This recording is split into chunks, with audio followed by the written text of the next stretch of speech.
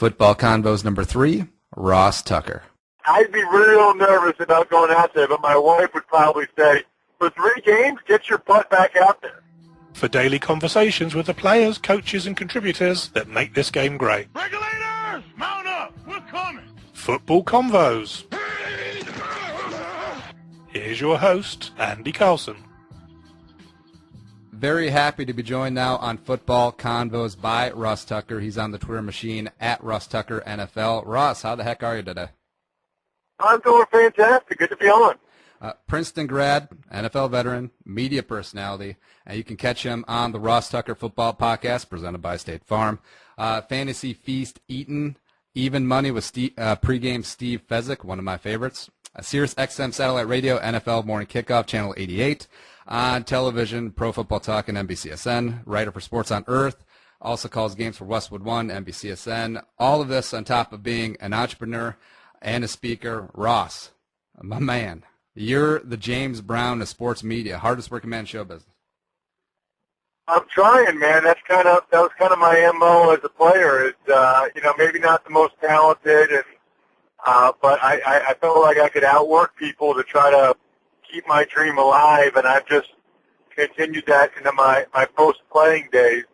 Yeah, I think I got into the industry with my eyes wide open in terms of perhaps some of the failures or feelings that I might be able to accomplish because I was a journeyman offensive lineman in the league for 7 years. Mm-hmm. But I still felt like I could carve out a pretty nice career that I would really enjoy, both for myself and be able to provide for my family. And so far, so good, man. Yeah. So would you call yourself a lunch pail media guy? I think so, yeah. I think a lunch pail entrepreneur media guy. In other words, I do have a bunch of different gigs. I do work a lot. I don't sleep a whole bit, but I don't really look at it as work. I love it so much that it's very hard for me to turn down doing any game or, doing any show. Anytime I'm about to complain or I'm about to turn it down, I just kind of think about myself in 8th grade.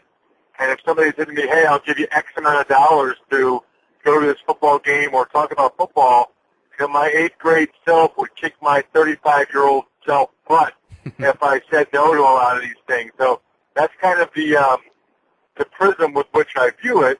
But I also, heavily focus on the things that, I have some control over, like my business, Go Big Recruiting, or the podcast stuff over at rosstucker.com that you referenced, because those are things I actually can control and can build up some value for me and my family that way.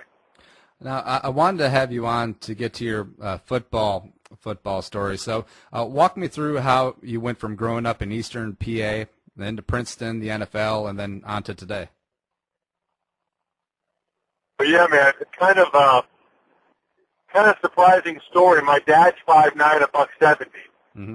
So at no point did I ever think that I would be an NFL offensive lineman. I think I probably thought when I was in 10th grade I was 6 foot 170. I probably thought that maybe if things went really well, I'd get the opportunity to play Division III athletics, or I'd go to a big school, maybe an ACC school like a North Carolina, and be a student and enjoy myself and maybe play some intramurals. But I kept growing and became a much better athlete and player than I ever thought I'd be.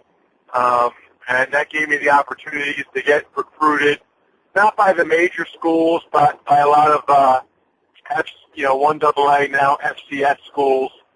I actually ended up choosing Princeton over Harvard and a full athletic scholarship to William & Mary.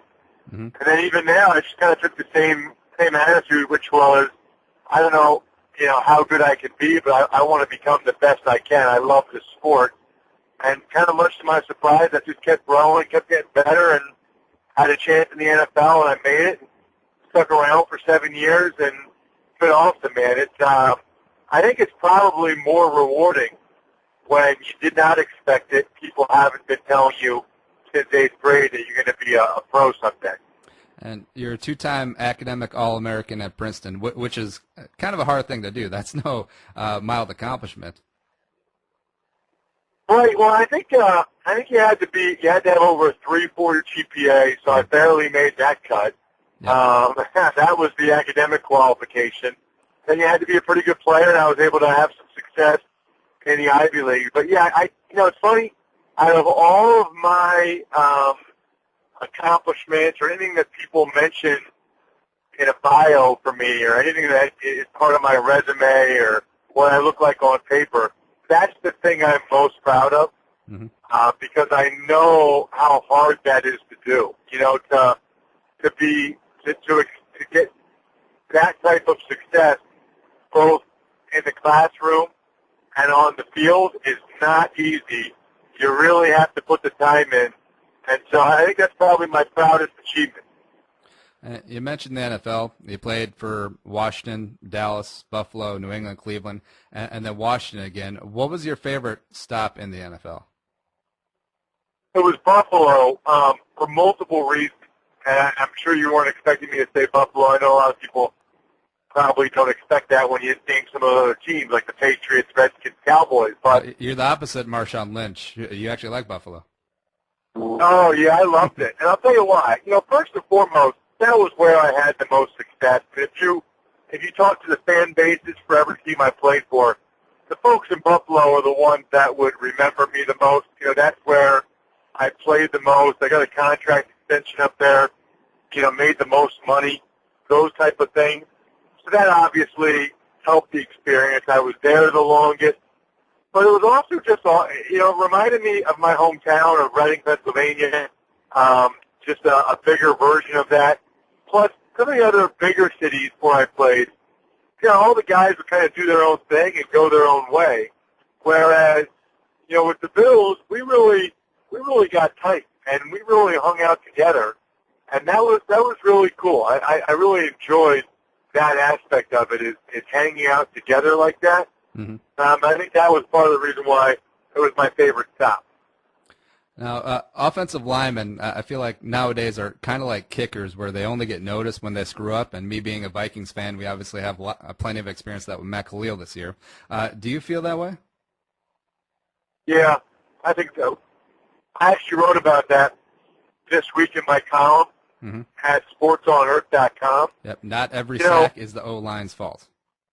Yes, there you go. You're already on top of it. Because that bothers me. By the way, I have no idea what's going on with Matt Khalil. I just think he lost his confidence. And when you lose your confidence, don't trust your technique anymore, and then you're really in trouble. Yeah, because then you're trying to catch people and not really being aggressive. Yeah, I think left tackle, quarterback, and cornerback are probably the three biggest confidence positions on the field. And I would tell you that they all, you're probably right, but they really all are, man. You really need to be confident at all those spots. And even, that was probably what separated my experience in the NFL from high school and college. In high school and college, I was extremely confident that I was going to perform at a high level. In the NFL, I was often nervous about my job security, my standing, and I don't think I played with as much confidence, and I think that negatively affected my performance. Now, you touched on when you got into the media. Did you have that inkling while you were still playing? That's what you wanted to do when you were done? Well, ironically, I actually grew up always wanting to be in the media. I always wanted to be a broadcaster or to write for Sports Illustrated. Those were my dreams. Those were my aspirations. Because I didn't really aspire to play at a really high level. I didn't know or think that was a possibility for me, given my parents' genetics. But I ended up working out, which is awesome. Then when I got in the NFL, even when I got to Princeton, everything there is so finance-based that I almost forgot about, the media while I was at Princeton. And then in the NFL, obviously the media is omnipresent, but every guy wants to do it. At least it feels that way, that every guy wants to do it. So as a result, I kind of got turned off to it a little bit. You know, I mean, I kind of got to the point where I was thinking, you know what, nah, I'd rather do something else. And I would have internships with Roger Staubach's commercial real estate company, Oh, wow. or Merrill Lynch or whatever, every off season, because I knew that football was very much a temp job. But it just so happened that my last year, the NFL had a broadcasting boot camp. Mm-hmm. And I decided to go and give it a try and see what it was like, and it went pretty well. I decided that maybe writing could be a competitive advantage for me, and I wanted to try it, and man, I'm glad I did, because I'm 35. I've never had a real job. I'm wearing mesh shorts and Crocs as I talk to you. I mean, life's pretty good. Not the Crocs. Not the Crocs, baby. Yes, the Crocs. All right, real quick elevator speech. Tell me about Go Big Recruiting. Started it while I was in the NFL. It's really simple. When I was in high school, you had to send out VHS tapes to college coaches. Mm-hmm. And then even through my time in the NFL, it was DVDs through the mail. So Go Big Recruiting allows you to submit your video and all of your information to college coaches online and actually know when they watched it. Because when I was in high school, I sent my VHS tape, that's how old I am, to a bunch of schools and only ever heard from like half of them. So this way you know exactly when they watched it. The competition now is really other online services, but they still don't have that secret sauce of knowing that the coaches watched it. So we guarantee that the coach gets it, and you know when they watched it. We think that that's huge. Very cool. GoBigRecruiting.com. All right, Ross, we got to get off the field, so let's go 3 and out. List of 3 quick-fire questions to bring us on home. First one, who was the most influential in your career, football and the media? Wow. I'd say in football, it's probably my high school head coach, Bob Wolfram, because he had such a successful program at my high school that I think that really endeared me to the sport and really is part of the reason why I love the sport as much as I do. And what about the media? You can say Florio. It's okay. No, it's not Florio. Probably Peter King.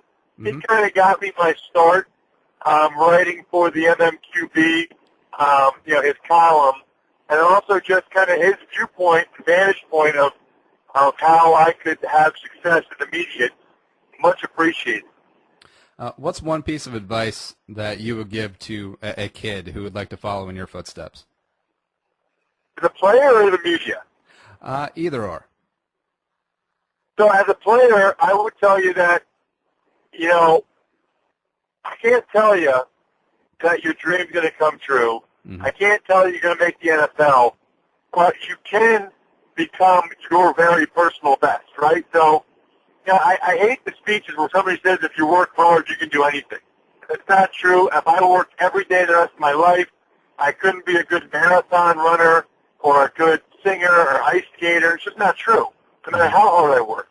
But you can be your personal best at whatever you want to be your personal best at, and it's got to be more important to you than it is to anybody else if you want to accomplish it.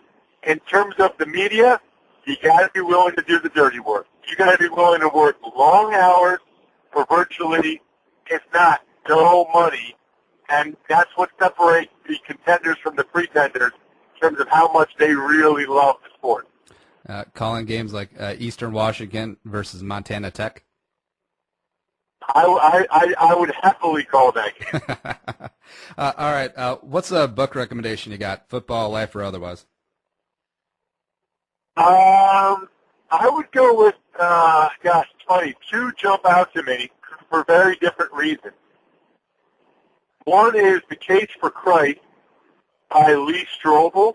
Mm-hmm. Pretty interesting because it's a basically scientific evidence from a researcher and a scientist regarding Jesus Christ, which I thought was really interesting.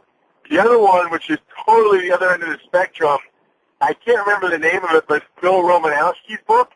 Oh, wow. I mean, the guy is kind of off his rocker a little bit. But if you read his book, mm-hmm. it is just impressive how maniacal he was in terms of doing any little thing he could possibly do to give himself a competitive advantage. I mean, he takes OCD to a new level. I mean, the guy would go to the bathroom in a bag and send it to a lab so they could, sample his stool to tell him what he was missing in terms of nutrients. I mean, this guy was willing to go to places nobody else was, which is why I go back to you got to be willing to do the things other people aren't willing to do. That is pretty extreme. All of this info will be available on our Football Convos page. Ross Tucker, at Ross Tucker NFL on Twitter, rosstucker.com. Go Big Recruiting. The man has more podcasts than I do, which is impressive. Ross, I appreciate you for taking time, man. Yeah, my pleasure. Thanks for having me. One last thing. All right, so my Vikings, as we talked about, have been decimated by injuries on the O-line. So Rick Spielman called you today. It was like, Ross, I need you for the last 3 games. What'd you say? No way. No way at all. I mean, maybe at center, because if you're on a roster for 3 games, it counts mm-hmm. for a full season. Yep. So that would reset my health insurance for 5 more years, which would be huge. So I'd be real nervous about going out there, but my wife would probably say, for 3 games, get your butt back out there. Dang it, center's the only position we're solid at. We got Sully, but oh well. I know. That's the only position I would even be willing to give it a shot. All right, Ross, you got to get out of here, but I loved having you on Football Convos. Thank you so much, man. My pleasure. Take care. Thanks for listening to Football Convos. For more daily football conversations, visit footballconvos.com or visit us at iTunes.